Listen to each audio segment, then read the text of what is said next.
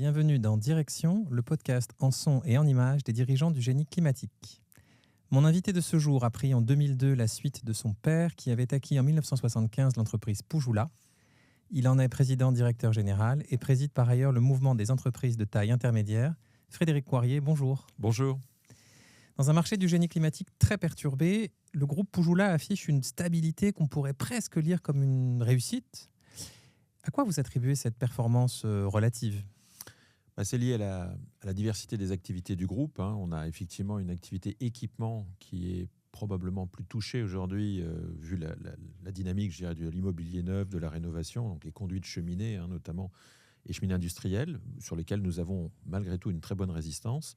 Et puis nous avons cette activité combustible, bois énergie haute performance, granulés, bûches, etc., qui elle connaît une forte croissance, puisque c'est un marché en plein développement. Les énergies renouvelables sont en plein boom, on va dire, même si ils connaissent une croissance un petit peu moins marquée actuellement. Et donc cette diversité d'activités, avec quelques croissances externes également en Espagne et plus récemment la société Progalva, nous permet d'avoir un panel de propositions, de services, de produits qu'aucun autre industriel finalement dans notre secteur a, et finalement d'avoir des plus et des moins qui fait que le groupe aujourd'hui arrive à bien maintenir son activité.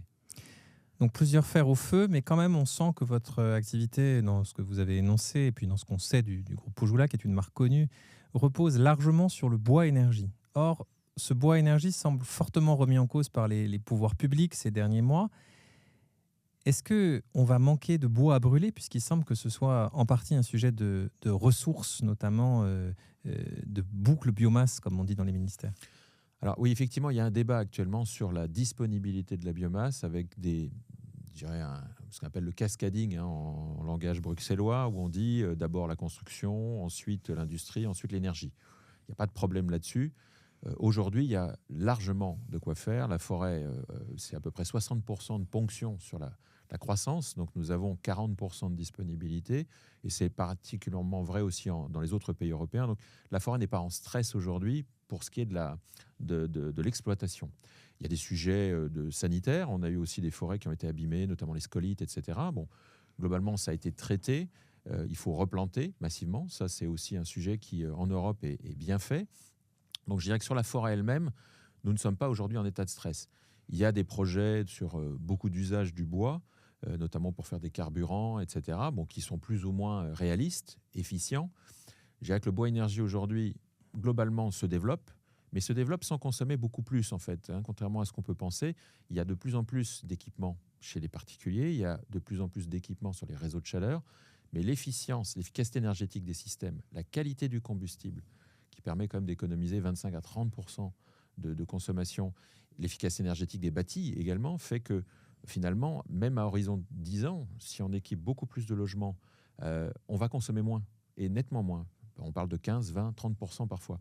Donc, effectivement, ça peut être un questionnement, parce que quand on dit on va utiliser plus de biomasse, les gens se disent attention à la forêt et autres, mais nous, ce que nous apportons comme solution, et concrètement le groupe Pujula, avec ses conduits de cheminée efficients, avec ses combustibles de qualité, montre qu'on peut faire plus avec moins.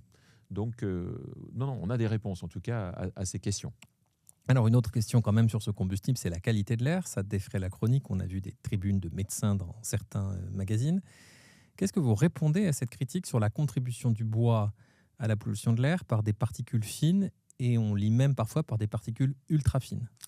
Alors sur les particules fines, il y a eu énormément de chiffres qui ont circulé, on parlait de 60%, etc. La réalité, qui a été d'ailleurs montrée par les dernières publications, même étatiques, c'est qu'en termes de qualité de l'air, en concentration, le bois énergie, c'est 18% au max. C'est-à-dire qu'aujourd'hui, le résidentiel représente 18% des émissions de particules globales. Donc c'est un sujet, je veux dire, on ne le cache pas, mais ça n'est pas la majorité des émissions. On a des réponses très clairement techniques à tout ça. C'est la performance des équipements, donc appareils conduits, la qualité des combustibles, qui joue un rôle très important, c'est plus de la moitié de la réponse, les usages, etc.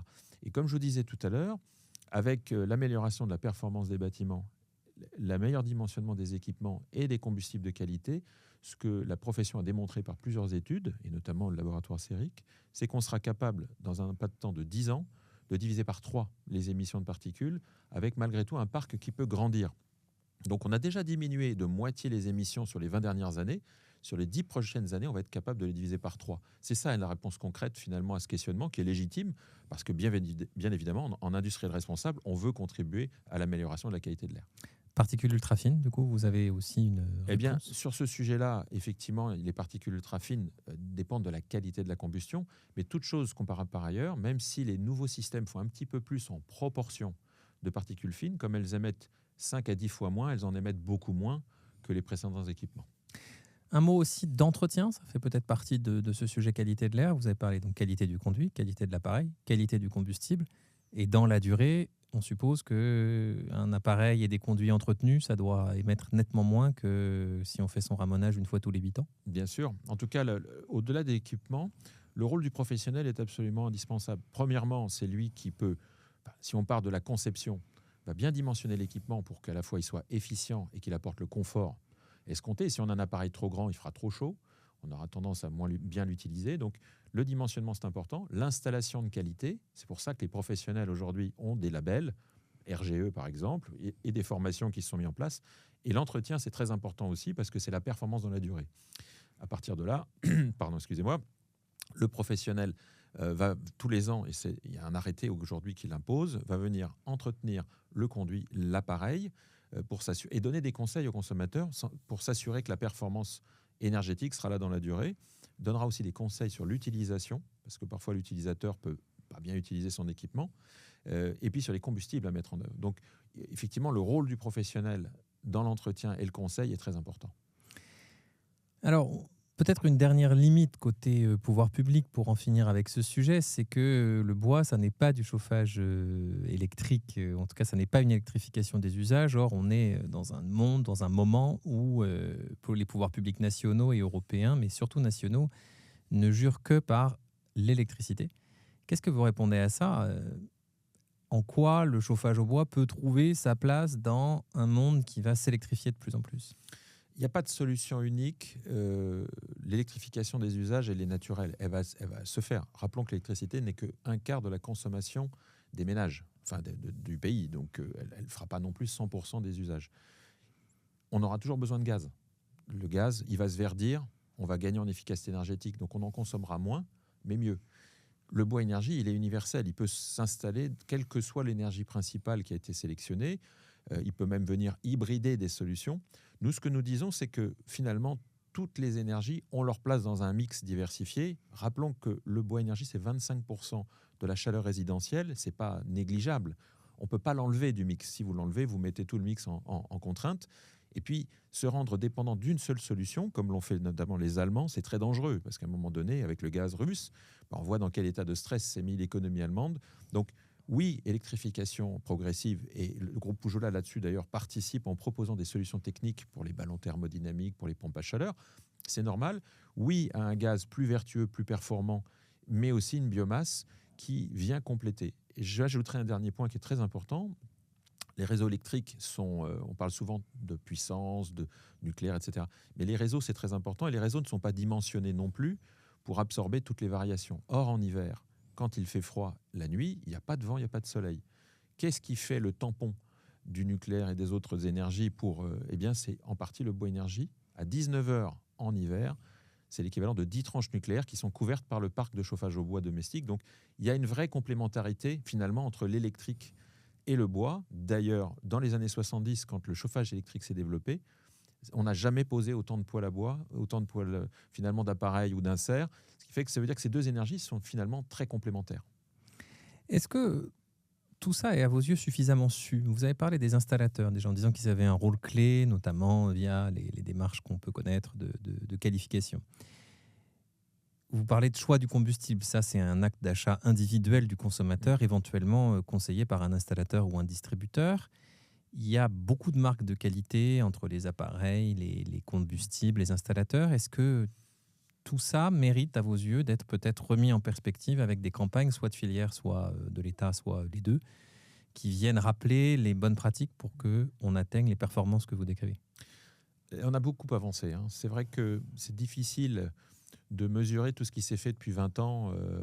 Mais d'abord, le label Flamme Verte s'est mis en place pour les fabrications d'appareils. Et le label Flamme Verte fait référence en Europe. Il faut savoir que c'est le seul label de qualité où les fabrications sont contrôlées en permanence. Donc ça veut dire qu'il y a des échantillons qui sont pris, qui sont passés en laboratoire. Donc ce n'est pas un label sans assurance qualité. La France a aussi, et l'Europe, ont des labels sur les granulés, sur les bûches, on a des normes ENEF, etc. La France forme ses installateurs. Si un particulier veut avoir une aide, il doit faire appel à un installateur RGE. Ça veut dire qu'il est forcément passé par une formation avec de la pratique. Donc on a un écosystème finalement français qui est plutôt de très bonne qualité et qui fait d'ailleurs des envies en Europe. Quand on en parle à nos collègues, ils nous disent franchement la France a beaucoup travaillé. Est-ce que c'est suffisamment connu? Évidemment qu'il faut continuer. Je pense que la maturité des consommateurs évolue. De plus en plus, le sujet de la qualité des combustibles est sur la table, et on le voit, nous-mêmes, nous le mesurons. On a beaucoup de demandes aujourd'hui, beaucoup de gens qui s'intéressent à la performance énergétique de leurs équipements. L'ADEME fait elle-même des campagnes régulièrement chaque hiver pour expliquer les bonnes pratiques, voilà, comment bien allumer son feu, quel combustible utiliser, n'oubliez pas de faire entretenir, bien sûr. Mais c'est un travail permanent. La pédagogie, c'est tous les jours, c'est tous les jours, et ça s'inscrit dans la durée. En tous les cas, ce que je mesure, moi, à l'échelle de la filière française et européenne, c'est que les entreprises font de plus en plus d'informations. Les installateurs accompagnent de plus en plus les consommateurs dans les premières mises en feu pour s'assurer que les bonnes pratiques sont faites. La systématisation de l'entretien de l'équipement va être aussi un élément important, puisque chaque année, le professionnel donnera des conseils aux particuliers pour avoir de bonnes pratiques et en tout cas améliorer ses performances. Ce qu'on connaît dans le gaz, où l'entretien annuel est quand même aujourd'hui assez largement répandu. Alors, on va parler ventilation. Vous avez lancé une activité sur ce segment l'année dernière qui s'appelle Vitalhome, avec ce pari que vous alliez proposer un système de conduit de ventilation qui pourra être maintenu, entretenu dans la durée. On n'est pas du tout sur la même maturité de marché. Là, vous vous attaquez à un sujet qui est peut-être pas vierge, mais quand même globalement peu défriché, surtout en maison individuelle, qui est votre cible. Tout à fait. Alors, disons les choses quand même. Aujourd'hui, on a des équipements de très bonne qualité. Les moteurs proposés par un certain nombre de fabricants français, notamment, sont performants avec des détecteurs, avec des asservissements, etc. Finalement, on a des équipements de très bonne qualité. La ventilation, c'est le poumon de la maison. Et plus la maison est étanche, plus elle est isolée, plus la ventilation prend d'importance. Et le parent pauvre, finalement, de tout ça, c'est le réseau de ventilation. C'est-à-dire toutes les gaines, etc., qui permettent d'absorber et d'évacuer l'humidité, notamment des pièces humides, des habitats. Le constat que nous avons fait est assez comparable à celui que Poujoula avait fait il y a 50 ans, finalement, dans le conduit de fumée, où il faut se rappeler qu'à l'époque, les conduits étaient maçonnés et pas adaptés, finalement, aux nouvelles technologies d'équipement. Aujourd'hui, on a des appareils dans la ventilation très performants et le réseau, finalement, n'est pas du tout au niveau.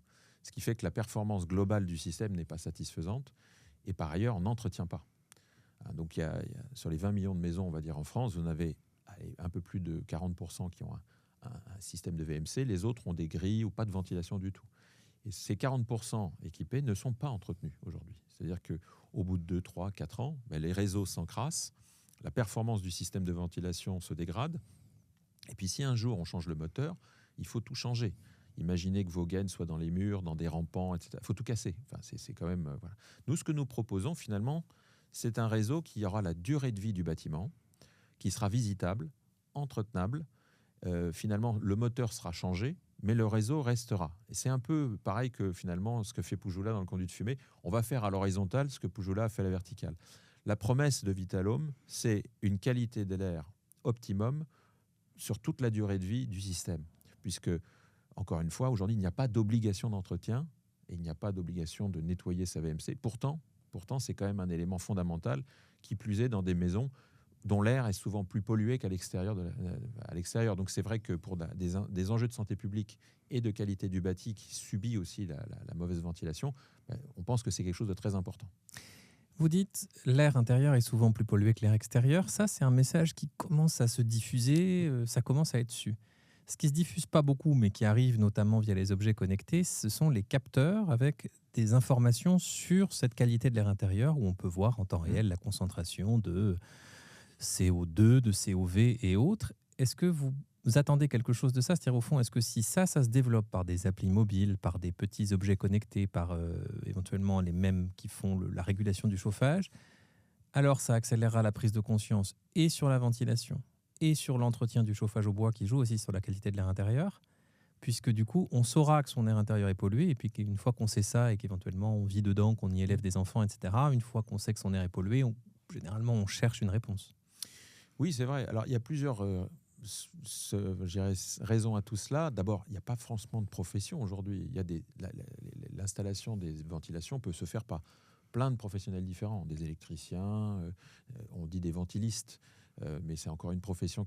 Donc, il n'y a pas encore une profession qui est structurée, etc. Il n'y avait pas de formation non plus. Là, il y en a une.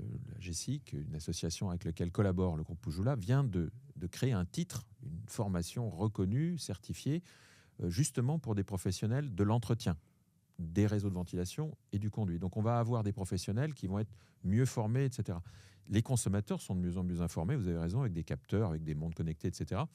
La preuve que c'est un sujet qui les intéresse, regardez des développements de ventes comme des Dyson, etc., de filtres, il y en a de plus en plus. Donc oui, le fait que le consommateur soit de plus en plus informé et mesure, c'est un élément positif. Le fait que les professionnels se forment va être un élément positif.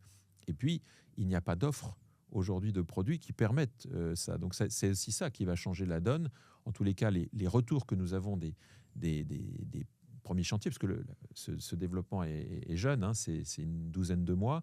On a fait plusieurs dizaines de chantiers.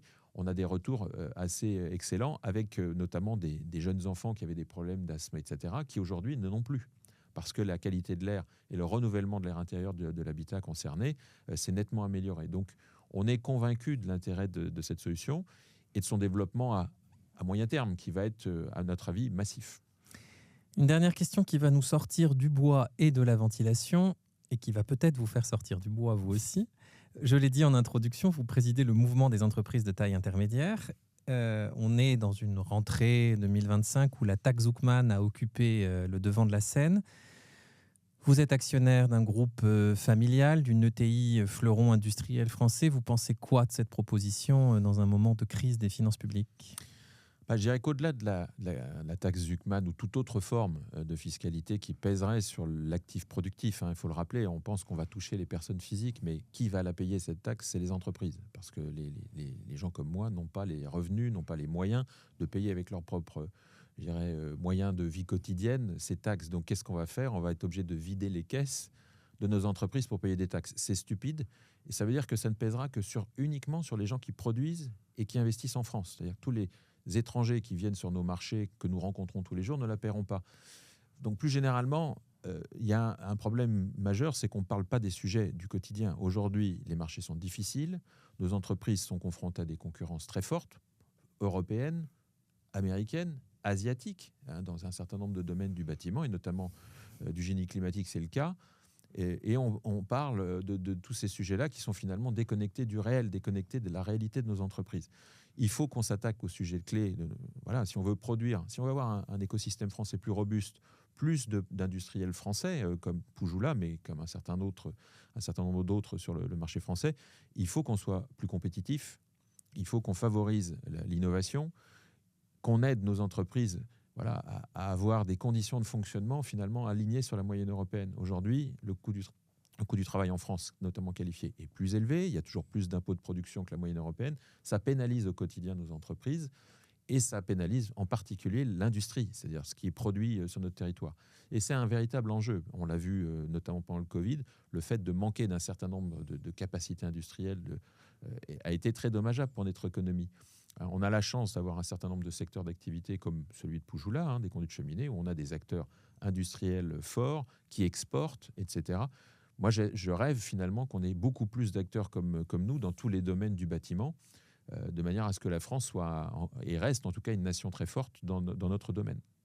Merci beaucoup Frédéric Coirier. Merci.